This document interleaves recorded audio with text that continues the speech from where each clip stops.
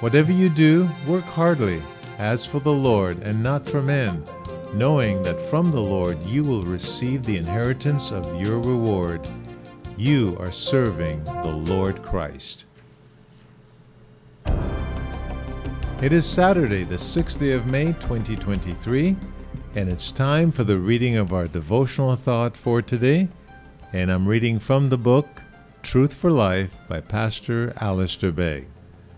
Today's devotional thought is entitled, Abounding in the Lord's Work.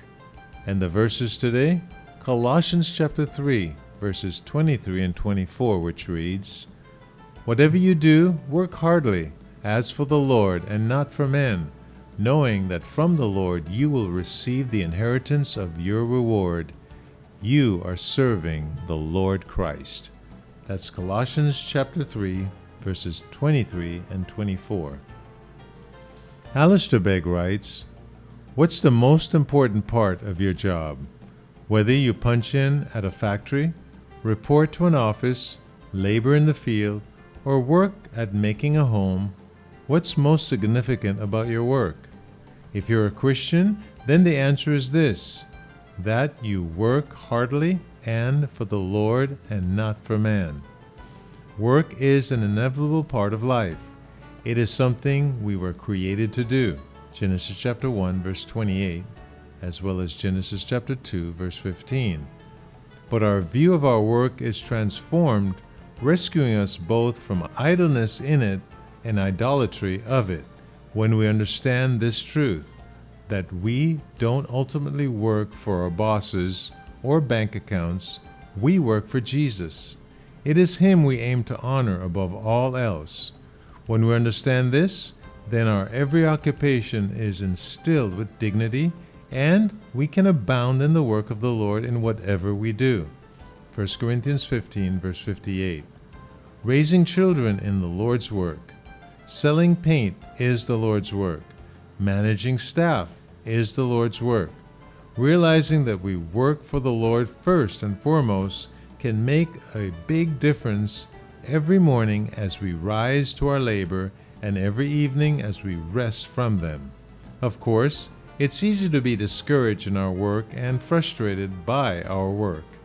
The thorns, the thistles, the cursed ground of Genesis 3 are all too apparent some days. But 1 Corinthians holds out the hope to us that when we labor for the Lord, our work is never in vain. 1 Corinthians 15, verse 58. No work done for Him is ever wasted. God weaves all that we do in His sight and for His glory into the great story of what He is doing in His world. Paul reminds us, though, that evidence of success in the Lord's work may never be fully apparent in this life. In fact, the things that we think indicate success may just be hoodwinking us. We can see an annual bonus given, a promotion secured, or a sales target hit. We cannot see the eternal reward to be given when we reach our inheritance, nor all that God is doing through us. So, we must live by faith, trusting that He is watching all of our labors and is pleased when we serve Him, and that He is at work in all labors and is using what we do to further His purposes.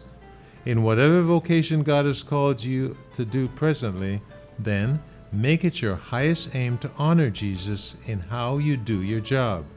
Aim to please your boss and your clients, certainly, but when each new workday begins, don't forget who is really to be honored by your efforts.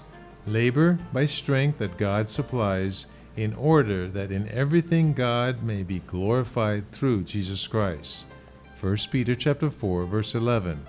For whatever it is that you will be doing today, you will be serving the Lord Christ as you do it, and that is where real job satisfaction is to be found. Truly, real job satisfaction is found when you remember who you're doing it for. And may the Lord make it so today in your life personally. Clive Walsh here, trusting that this devotional thought was an encouragement to you, abounding in the Lord's work. And those of you reading through the scriptures in a year, Your assignment today is Numbers chapter 23, 24, and 25, and the Gospel of Matthew chapter 1. May the Lord bless you and give you a great day, abounding in His favor. In Jesus' name.